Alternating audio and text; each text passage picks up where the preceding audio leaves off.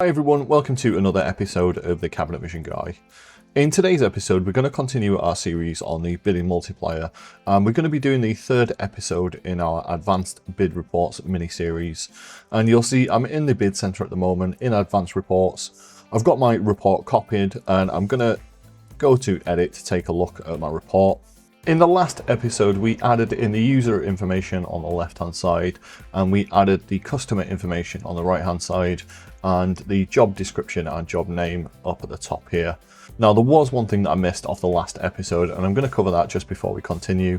Now, it may be the case that when we've got multiple pages to our report, we don't actually want to show the header or the customer information. I am actually going to leave mine as it is now because I do want to see this on every page of the report. But what you might want to do is come down on the left hand side, and we've got a little property here, appearance condition. Mine's currently set to always show, but we can click in the little drop down. We can select always show, never show. I'm not sure why we'd never want to show something that we add, or we can set a formula. I'm just going to show you an example formula just to get this working if we're working on page 1. So as soon as we go into formula, this is currently set to true.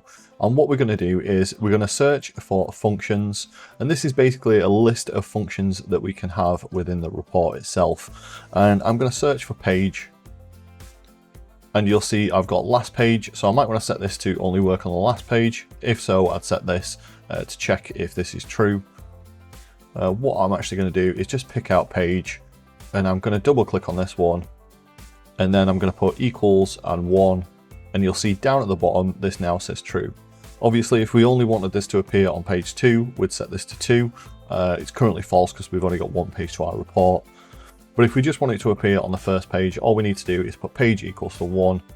And then for the next section here, for the user information, all we need to do is copy this, hit OK, select our properties again, head down to appearance condition, set this to be a formula, and then just paste that in here.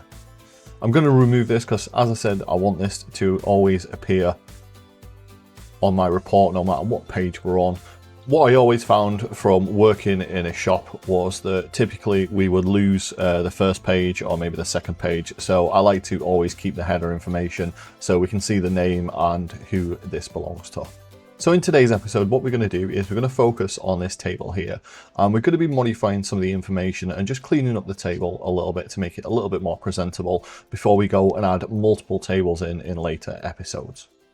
So I'm going to start off just by selecting the table, and I'm going to double click. And the first thing I'd like to do is add a new line definition in here. So I'm going to come up and select line definition 1. You'll notice I'm in the header section. So we've got the nomenclature, which is not easy to say from a northern guy from the UK. We've got ID, height, width, depth, sell price, and notes. So I'm going to add in a new line definition. And I'm going to do that just by copying the current one and then pasting it in. In line definition 1, what I'm going to do is I'm going to get rid of everything apart from the nomenclature, and I'm going to double click on this one, and I'm going to change this to cabinets. Now you'll notice as soon as I do that, on the report in the background, it's now got cabinet set. So what I want to do is I want to change the size of the text in here as well. So I'm going to make my headers in just 14. And I think we'll set them to be bold as well. The next thing that I'd like to do is get rid of the black and white pattern in the background. So I'm going to select cabinets, and I'm just going to select all the other fields in here as well. And I'm going to change the background from pattern/block color to transparent. And I'm going to do the same on the footer line. So just down here.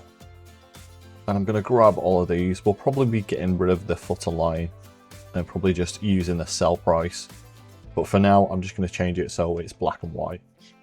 Now, the next thing that I'd like to do is just rename some of the fields. So we're going to pick this one, and we're going to set this to name.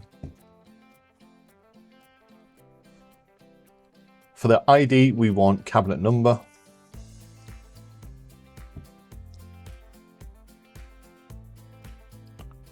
The height, width, and depth is fine, so we're going to leave this one. And then from sell price, we just want to call this one price. Now, obviously, we're only modifying the header at the moment, so we're not modifying any data that's coming out in this table. So the next thing that I'd like to do is I'd like to set some of these to align to center. And I think we'll start off at cabinet number and we'll go across to price.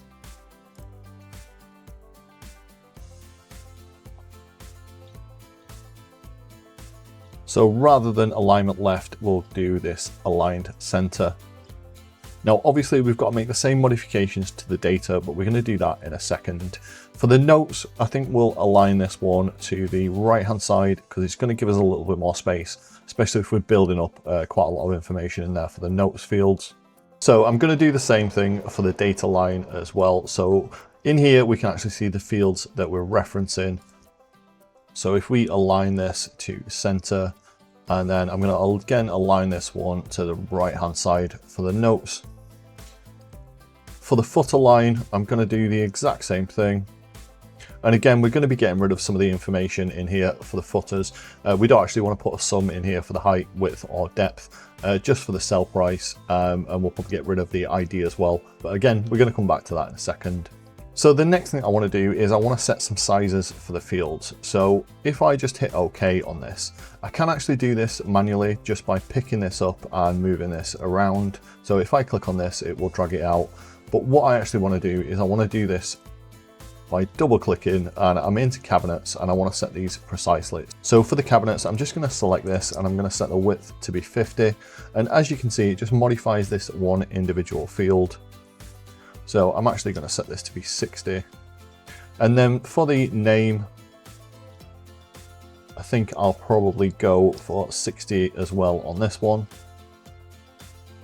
For the cabinet number, this can be a lot smaller, so we can go say 20. For the height, we can go, I'd say 20 again. And the same for the width, and the same for the depth. Now, I am just estimating this. Don't worry too much if you're not sure what to use. Obviously, you can come back to this and modify it at any point. So try not to worry too much. And for the notes, what we're going to do is we're going to set this to as big as possible, just so we can fit as much information in there.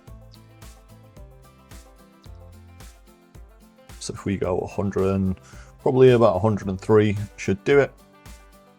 And I'm going to make the same changes for the data line. So we've got 60 for our cabinet width. Our cabinet number, height, width, and depth is 20, and the price is 25. We're probably going to end up increasing the height, width, and depth, but we'll take a look in a second. And again, I'm going to multi-select.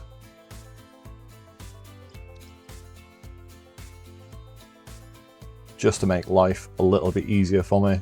And I think it was 103 left for this one. And the footer lines will do the exact same. So even though we've got a blank field in here, I'm just going to space this out so it kind of looks somewhere near correct.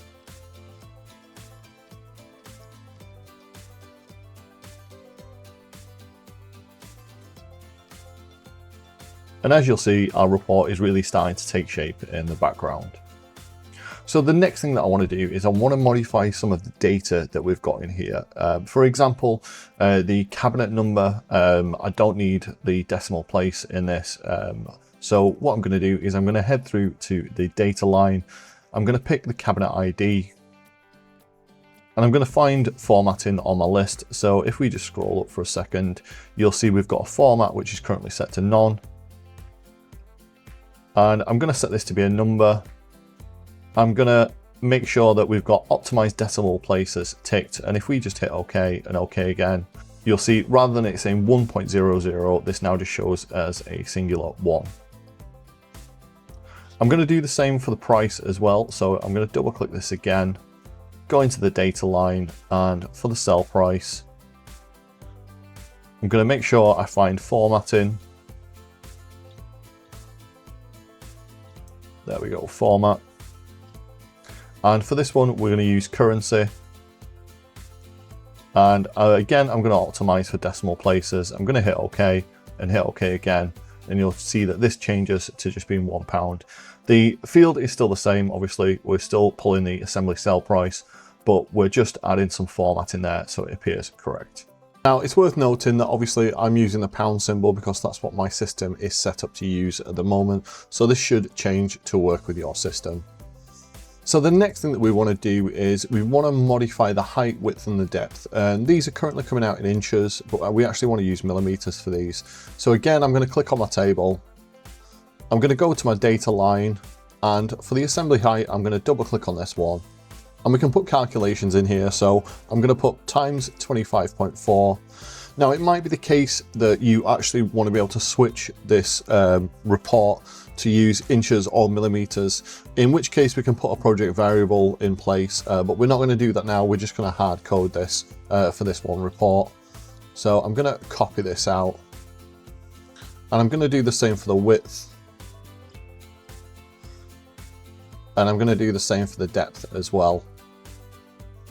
And then what we need to do is we need to go back to this for a second, and we need to go into formatting.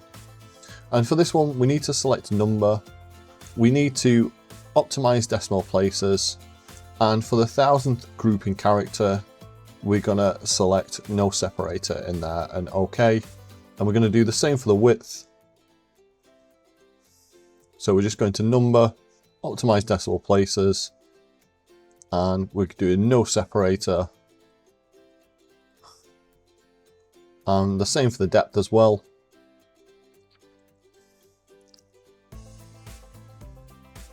And then if we OK this, and what I'm going to do is I'm going to save this report, and I'm just going to close it down.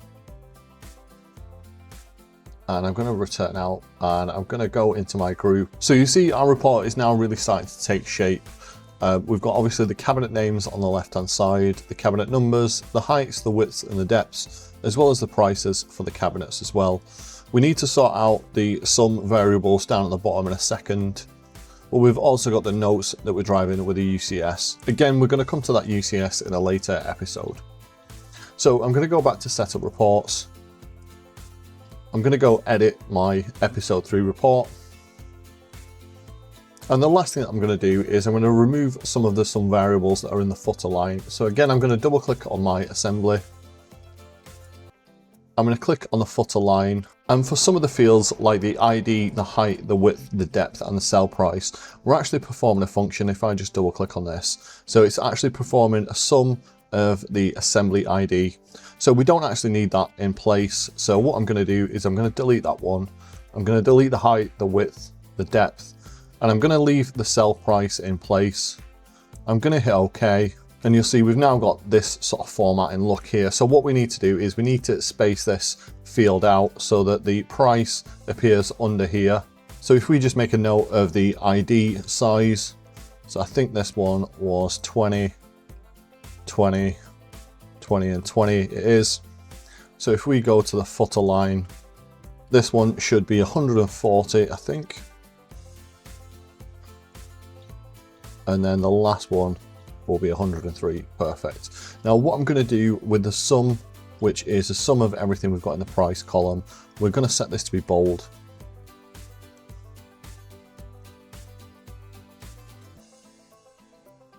And we're going to put some text in here. So just in between the quotation marks, we're going to write total price. And this is obviously just for the assemblies. But I'm going to hit OK. And what I need to do, the last thing is I need to format that correctly actually.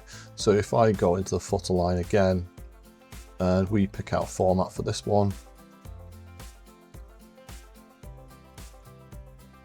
we need to specify that this is a currency with optimized decimal places, and if we OK, and again I'm going to return out, and I'm just going to rerun the report.